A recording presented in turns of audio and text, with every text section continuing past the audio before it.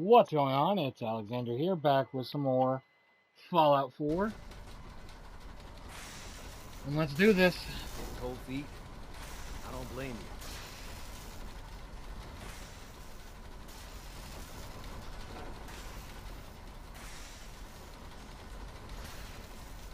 you. Okay, hold real still. I don't want any corruption of the molecular beam. Oh yeah, by the way, I figured this was a golden opportunity to find out as much as we can about the Institute and what they're up to. Yeah, this holotape's all set with a program that will scan their network and download anything it finds. Uh-oh. Yeah, we better hurry. And don't worry about that tubing wiggling around. It's, just there for decoration. Okay. Scanning for the Institute signal. Tracking RF. And...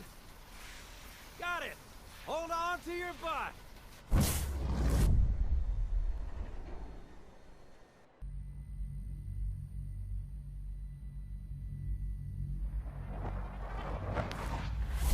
Here we are. In the Institute.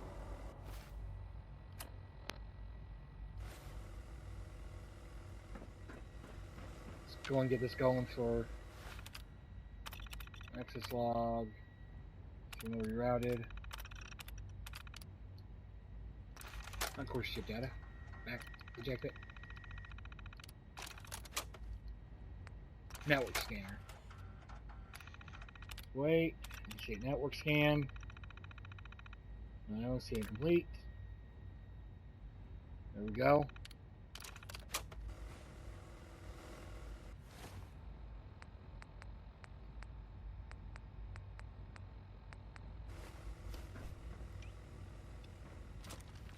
Let's get going. Hello.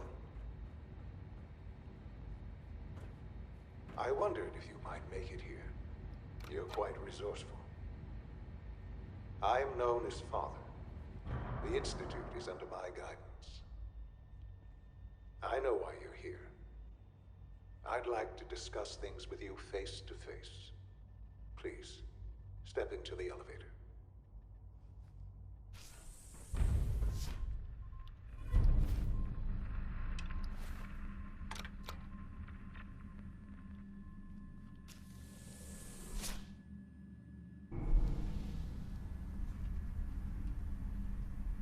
I can only imagine what you've heard, what you think of us. What we've seen. I'd like to show you that you may have the wrong impression. Welcome to the Institute. This is the reality of the Institute. This place, these people, the work we do. For over 100 years, we've dedicated ourselves to humanity's survival. Decades of research, countless experiments and trials, a shared vision of how science can help shape the future.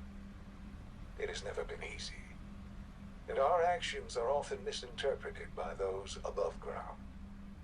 Someday, perhaps, we can show them what we've accomplished. But for now, we must remain underground. There's too much at stake here to risk it all. As you've seen, things above are unstable. I'd like to talk to you about what we can do for everyone. But that can wait. You are here for a specific, very personal reason. You are here for your son. Sean? Huh? Yes, I'm Sean. Sean? Oh my god. It's really you. Who are you? Sean, it's me. I'm your mom. Father, what's going on? What's happening? Sean, Daddy's gone, but I'm here. Mommy's here now. What's going on? Father? Father! Shh. It'll be okay, Sean. Mommy's here now. I don't know you. Go away. Father! Father, help me! There's someone here, help me! Who is Father? Where is he? Father? Father, help me! She's trying to take me! Father? Father, help me! Sean. S923, recall code Cirrus. Fascinating, but disappointing. The child's responses were not at all what I anticipated. He's a prototype, you understand. We're only just now beginning to explore the effects of extreme emotional stimuli. Please try and keep an open mind. I recognize that you are emotional, and that your journey here has been fraught with challenges. Let's start anew. I am Father. Welcome to the Institute. I could kill you. Right here. Right now. Yes. Yes, you could. And I would be powerless to stop you. I want answers, asshole. Now! Under the circumstances, I will forgive your vulgarity, but I need you to realize that this situation is far more complicated than you could have imagined. You have traveled very far, and suffered a great deal to find your son. Well, your tenacity and dedication have been rewarded. It's good to finally meet you, after all this time. It's me. I am Sean. I am your son. How is that even possible? I know this is a lot to take in. In the vault, you had no concept of the passage of time. You were released from your pod and went searching for the son you'd lost. But then you learned that your son was no longer an infant, but a 10-year-old boy. You believed that 10 years had passed. Is it really so hard to accept that it was not 10, but 60 years? That is the reality, and here I am. Raised by the Institute, and now its leader. But why? Why take a child? Why take you? Ah, now that's the question, isn't it? Why me?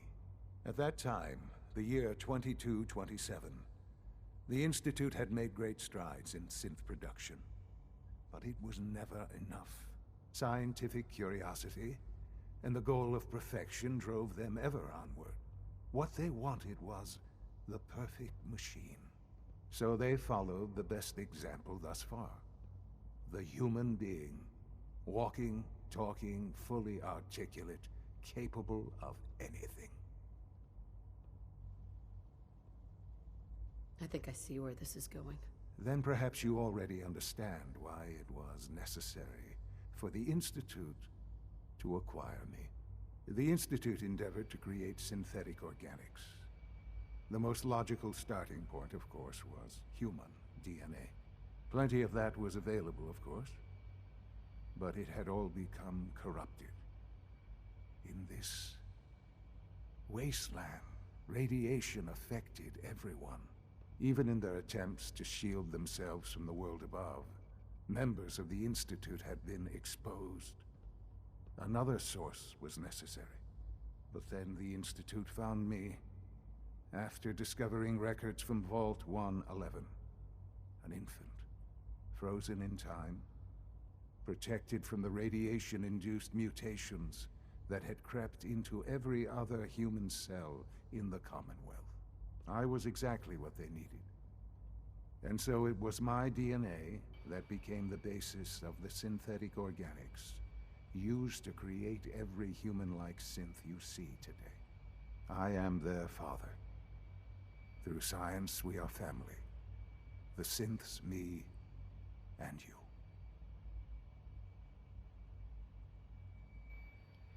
And you've been down here the whole time?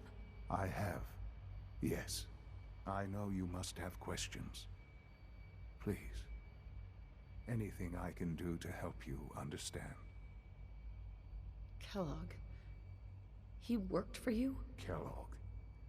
He was an Institute asset long before I arrived here. It wasn't until I became director that I learned of all the things he'd done. What kind of man he was.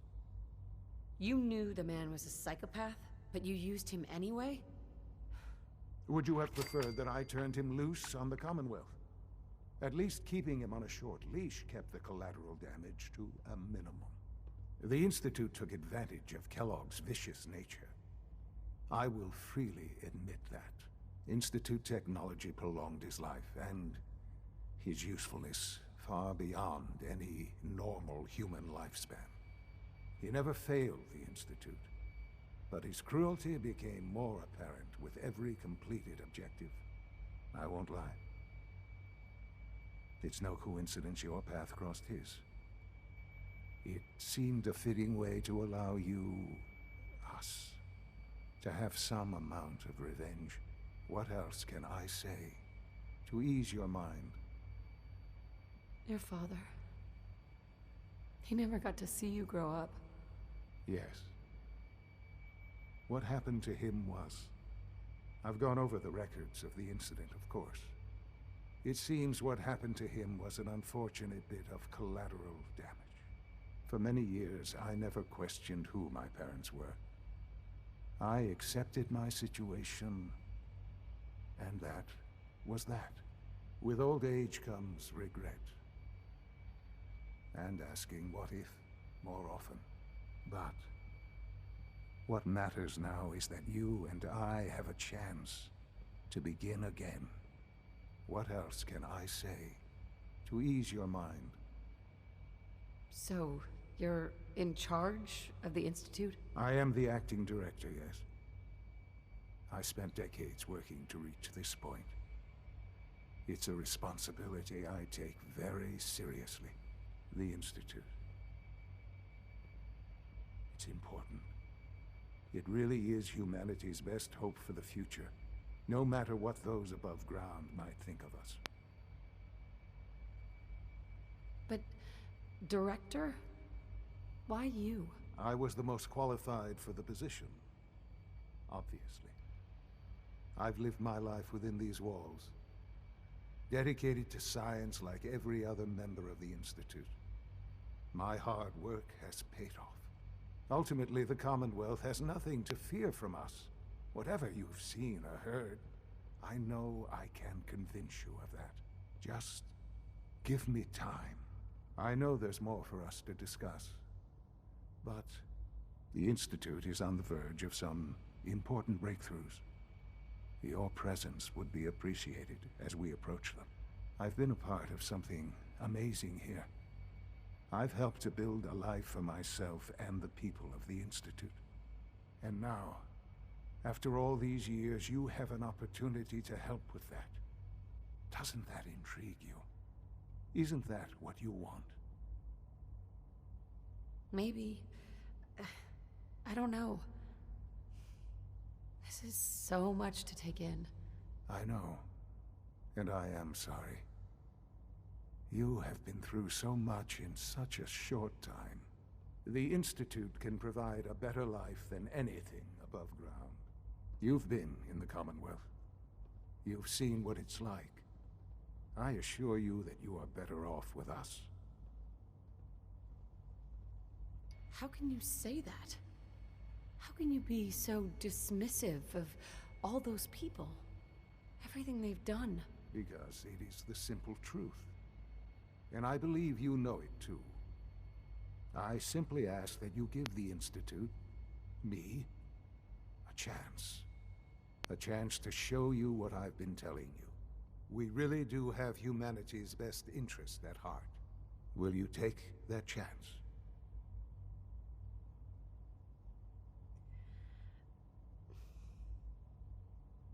Mello? All right. Oh, there. Thank you. The Institute is now your home, as much as it is mine. Please take some time, get to know it. Meet the people you'll be working with. You'll want to introduce yourself to the division heads. Dr. Fillmore in Facilities, Dr. Ayo in SRB, Dr. Holdren in bioscience. And finally, Dr. Lee in advanced systems. They've all been notified of your arrival, of course. Meet them, and then we'll discuss what comes next.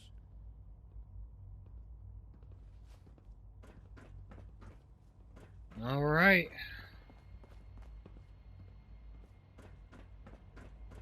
Just need to go meet with everyone.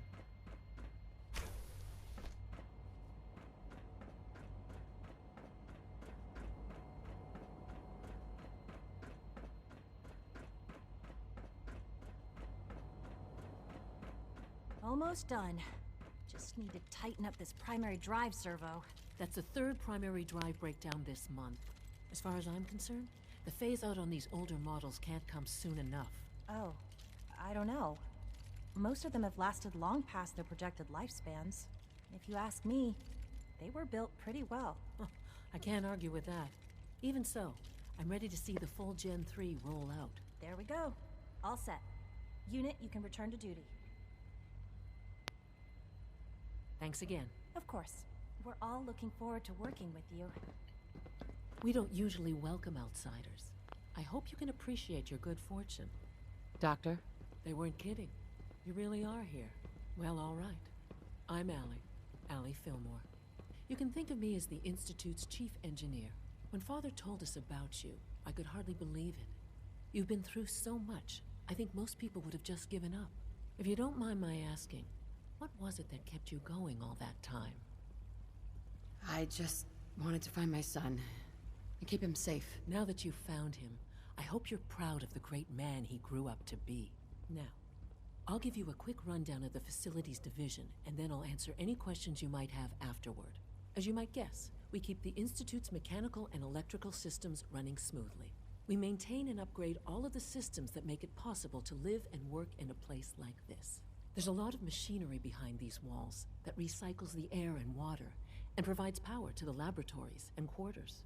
The work we do might not be as exciting as some of the other departments, but it's at least as important. So, now that you're here and you've spoken to Father, does that mean you're on board? On board with what? The Institute, of course. Sean implied you operated on a level, if not equal, then at least similar to the rest of us. Curious. If there's anything else you'd like to know about the Facilities Division, I'm happy to discuss it. Who built this place, originally? Has it been here long? The construction of the Institute is the work of generations of scientists. The original survivors of the war, our progenitors, took refuge in the basement of the old Commonwealth Institute of Technology.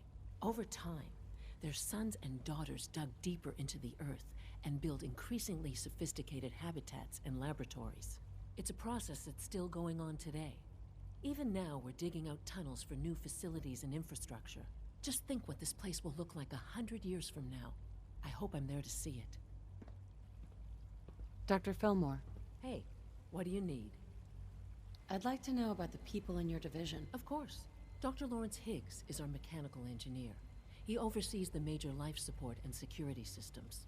Power distribution is Dr. Evan Watson's area of expertise, and Dr. Newton Oberly is in charge of food and housing. He coordinates with bioscience to ensure that our meals are balanced for optimal nutrition. We also make use of a number of synth units for low-priority maintenance and labor. Allie. What's on your mind? She can stop trying walking away. We're still talking. It must be a challenge to meet the power demands of a place like this. Absolutely. We scratch and scrape for every precious ounce of voltage that we can. Over the years, we've learned a few tricks that help supplement our power budget. When necessary, we can tap into select sources on the surface. We take only what we need, of course. Fortunately, Advanced Systems is always working on new solutions to generate more energy. It's a good thing, too, because the demand is always increasing. You don't even want to know what a single use of the molecular dematerializer consumes. All right. I'm going to go ahead and end this here. Thank y'all for watching. I'll see you in the next one, where we continue exploring the Institute.